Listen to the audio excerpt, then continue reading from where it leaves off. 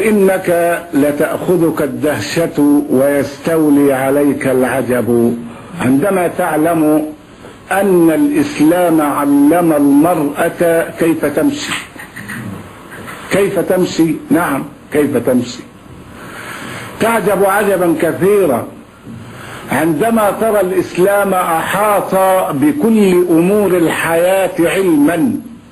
كيف تمشي المرأة؟ السماء تعلن حالة الطوارئ بنسبة 100%، وجبريل الأمين ينزل من السماء إلى أمين الأرض والسماء. صلى الله عليه وسلم. لماذا؟ لأن امرأة كانت تلبس خلخالا في رجليها وجاءت تضرب الأرض لترتفع الثياب فيبدو الخلخال أمام الناس. أي شيء في هذا؟ إنها تضرب الأرض برجليها، ولكنها امرأة. عندما تضرب الأرض برجليها تهتز أردافها، وجسمها قد كونه الله بطريقة خاصة. كل خلية في المرأة تغاير كل خلية في الرجل. هكذا قال الجراح العالمي الحائز على جائزة نوبل أليكسيس كارل، قال إن كل خلية في المرأة تخالف كل خلية في الرجل.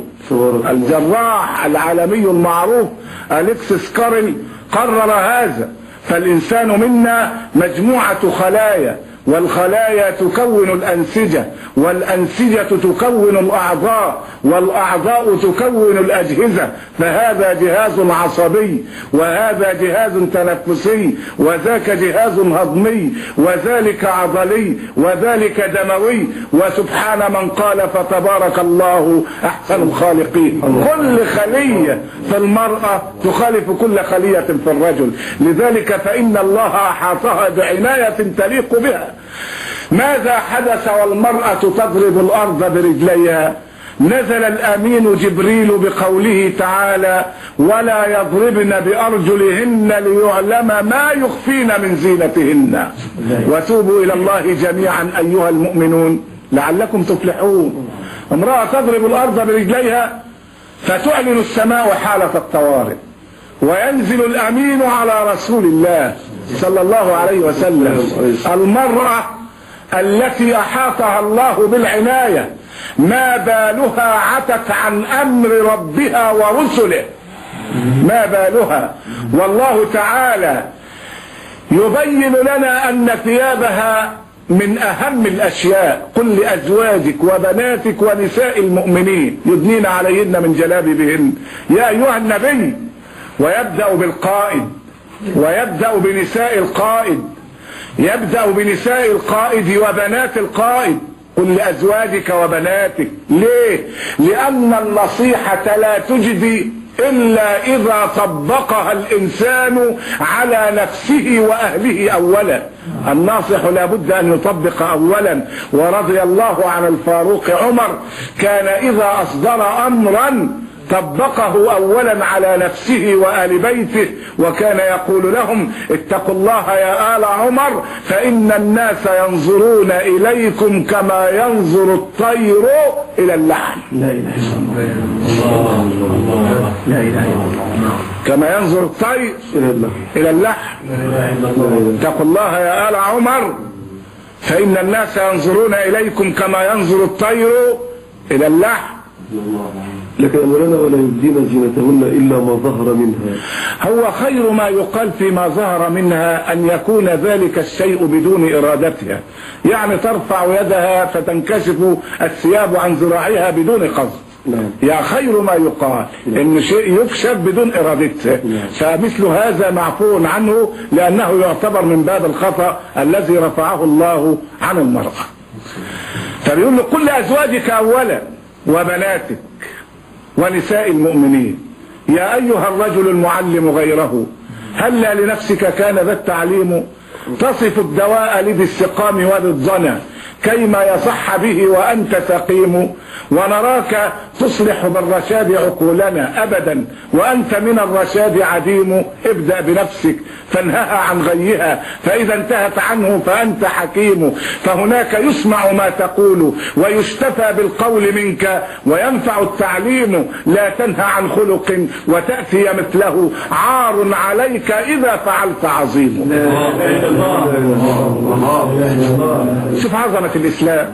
يخاطب القائد أولا، ويقول لأزواجك وقول لبناتك، وبعدين نساء المؤمنين، لأن عمل رجل في 1000 رجل أقوى تأثيرا من قول 1000 رجل في رجل. وإن أسدا يقود 1000 نعامة يغلب جيشا به 1000 أسد تقودهم نعامة. تقودهم نعامة. ولا يضربن أرجلهن، لا يضربن بأرجلهن ليه؟ ليعلم ما يخفين من زينتهن. المرأة يقول الرسول الكريم فيها: ما تركت بعدي فتنة أشد على الرجال من النساء. ولذلك القرآن عنها بتربيتها، لأنها هي التي دمرت الإمبراطوريات. الإغريق دمروا بسبب النساء، الروم أو الدولة الرومانية ضاعت بسبب النساء، الدولة الفارسية بسبب النساء، فرنسا ما ركعت أمام المدفعية الهتلرية إلا لما أكلت المرأة بثدييها هناك، والحرة تجوع ولا تأكل بثدييها.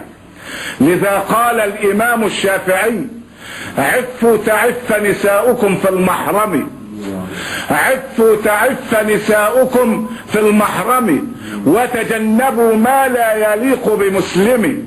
من يزن في بيت ب2000 درهم في بيته يزنى بغير الدرهم.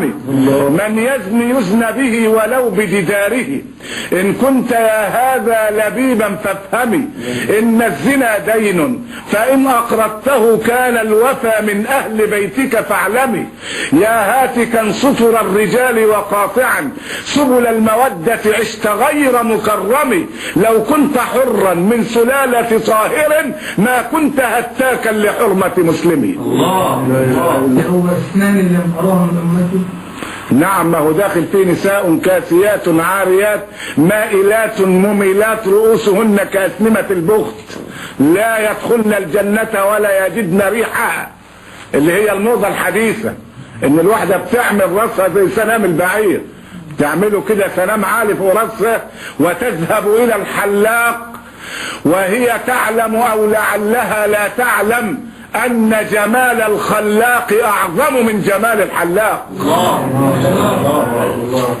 يا نساء المسلمين في كل مكان، لا تسيروا وراء تعاليم قاسم امين، انما سيروا وراء تعاليم ابي القاسم الامين.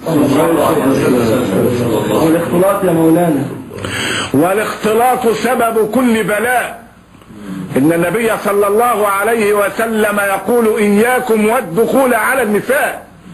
بل ان عمر بن عبد العزيز رضي الله عنه كان يقول: لا تخلون بامرأة ولو كنت تحفظها القرآن الكريم. ازاي؟ وحد يا مسلم، قل لا اله الا الله. النبي بيقول: لا تخلون ما خلا رجل بامرأة إلا كان الشيطان ثالثهما. قالوا: يا رسول الله ولو كانت صالحة؟ قال: ولو كانت مريم ابنة عمران. سيدنا عمر بن عبد العزيز بيقول: لا تخلون بامرأة ولو كنت تحفظها القرآن الكريم. طب ازاي؟